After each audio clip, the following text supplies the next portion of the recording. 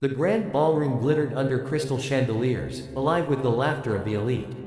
Suits and gowns swirled like shadows in a dream, but for Ethan Harper, it was a nightmare unfolding in slow motion. He stood at the edge of the crowd, tray in hand, serving champagne to the very family that claimed him as their own, yet treated him like dirt. His uncle, Reginald Blackwood, the iron-fisted patriarch of the Blackwood Empire, raised a glass for a toast. To family, Reginald boomed, his eyes locking on Ethan with a sneer. And to those who know their place. The room erupted in chuckles as Reginald's son, Victor, accidentally bumped Ethan's tray, sending glasses crashing to the floor. Shards flew like accusations, and the crowd's gaze turned to Ethan, pitying, mocking. "Clean it up, boy," Victor hissed, loud enough for all to hear. "That's all you're good for." Ethan's face burned, fists clenched behind his back. But as he knelt amid the broken glass, a whisper of fury ignited in his chest. What if this wasn't his fate? What if the Blackwoods' glittering world was built on a lie? The camera lingers on his eyes, defiant, unbroken, hinting at a storm about to break. In the sprawling Blackwood Manor, perched on the cliffs overlooking a stormy sea, Ethan Harper moved like a ghost through its opulent halls. Adopted into the family as a child after his parents' mysterious death, he was now 28, reduced to the role of errand boy and scapegoat. His days blurred into endless chores, polishing silver that mocked his poverty, enduring the sharp tongues of his Aunt Lydia and cousin Victor, who lounged in luxury while he toiled. Ethan's only solace was the attic room, cluttered with faded photos of his real parents, simple folk, vanished in a car crash that left him orphaned and at the mercy of the Blackwoods. But there was something in Ethan's quiet strength, a sharp mind honed by secret late-night readings of business books, a hidden talent for strategy glimpsed in the way he fixed the family's crumbling finances from the shadows. Yet, beneath his calm exterior simmered unspoken pain, the loss of his heritage, the constant reminders that he was not truly one of them. As he stared out at the crashing waves one rainy evening, a faint memory surfaced, his mother's locket, tucked away, inscribed with words he couldn't decipher. Little did he know, it held the key to a buried truth. The tension builds as Victor's voice echoes from downstairs. "Ethan, get down here, now." What fresh humiliation awaited? Days turned into a relentless grind at Blackwood Manor, where Ethan's every move was scrutinized like a thief in his own home. Small slights piled up like storm clouds. Aunt Lydia, forgetting to include him in family meals, forcing him to eat scraps in the kitchen. Victor sabotaging Ethan's rare attempts at contribution, like when Ethan suggested a cost-saving plan for the family business, only for Victor to steal the idea and present it as his own, earning Reginald's rare praise. "You're lucky we keep you around," Victor sneered one afternoon in the study, shoving a stack of papers into Ethan's chest. But amid the barbs, cryptic clues began to emerge. While cleaning the attic, Ethan found an old journal hidden in a dusty trunk, entries from his late grandfather, the founder of the Blackwood fortune, hinting at a great deception and a lost child.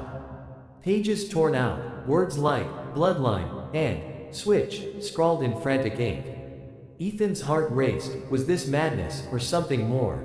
Emotional cracks showed in quiet moments, a tearful night alone, clutching his mother's locket, whispering promises of revenge to the empty air.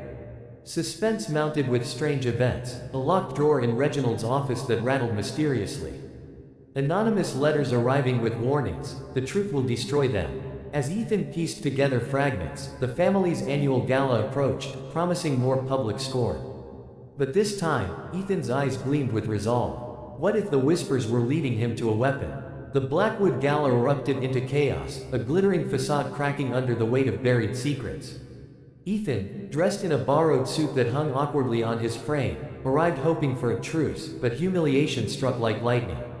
Reginald, emboldened by wine and sycophants, took the stage to announce Victor's promotion to CEO of the family empire. "My blood, my heir," Reginald declared, his voice booming.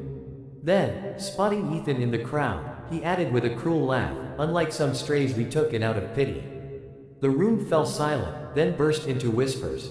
Victor, seizing the moment, accused Ethan of stealing a priceless family heirloom, a diamond watch missing from Reginald's safe. "We all know who the outsider is," Victor shouted, security guards dragging Ethan forward as flashes from phones captured his mortified face. Protests died on Ethan's lips, evidence planted in his room sealed the trap. Thrown out into the rain-soaked night, Ethan wandered the cliffs, drenched and broken, empathy surging as flashbacks revealed his years of silent suffering. The beatings as a child, the stolen opportunities, the family that claimed love but delivered only pain. Pressure mounted. Police sirens wailed in the distance, rumors of arrest swirling. Emotional stakes soared, Ethan's dreams of belonging shattered, replaced by raw fury. But as he clutched the locket, a final clue clicked. The inscription matched a symbol in the journal. Alone in the storm, he vowed revenge. Would the Blackwood's empire crumble before they destroyed him completely?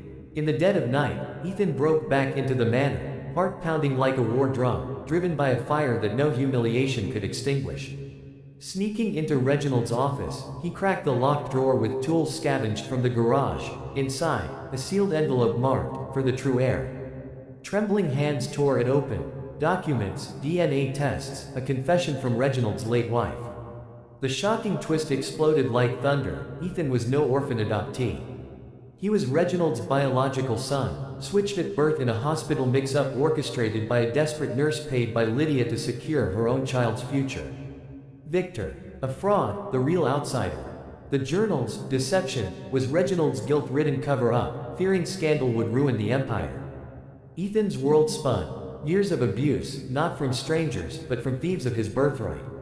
Emotional waves crashed, betrayal sting mixed with inspirational fire, relatable to anyone robbed of their potential. Overcoming odds, Ethan cleverly photographed the evidence, hacking the family server with skills honed in secret to back it up. But as alarms blared, Victor burst in, gun in hand. "You should have stayed gone," Victor growled. A tense struggle ensued, Ethan disarming him with raw determination. Fleeing into the dawn, evidence in hand, Ethan whispered, "Now they pay." The revelation changed everything, but justice hung by a thread. What would the confrontation bring? Dawn broke over Blackwood Manor like Judgment Day, the sea calm after the storm, mirroring Ethan's newfound resolve. Armed with irrefutable proof, Ethan stormed an emergency family board meeting, lawyers in tow, the same elite crowd from the gala now witnesses to the fall. Reginald's face paled as Ethan laid out the evidence, DNA matches, confessions, bank records of the payoff. "You stole my life," Ethan said, voice steady but laced with years of pent-up emotion. Lydia crumbled in tears, Victor lunged in rage, but security, now on Ethan's side, held him back. The board, shocked, voted to oust them. The Empire's reins passed to Ethan, the true heir. Revenge unfolded logically. Victor and Lydia disgraced, assets frozen, facing charges for fraud and assault. Tying back to clues, the journal's warnings, the locket's symbol, anonymous letters Ethan now realized he'd subconsciously sent himself in moments of doubt, everything clicked into poetic justice. Ethan's growth shone, from humiliated shadow to commanding leader, rebuilding the company with fairness, honoring his real parents' memory by funding orphanages. In a final, triumphant scene, Ethan stood on the cliffs, wind whipping his coat, gazing at the horizon. No more silence, his voice echoed with purpose. The audience feels closure's warmth, triumph's thrill, and a lingering emotion, proof that buried truths rise, and quiet strength claims its due. As the screen fades, one question lingers: what empires await your own revelation?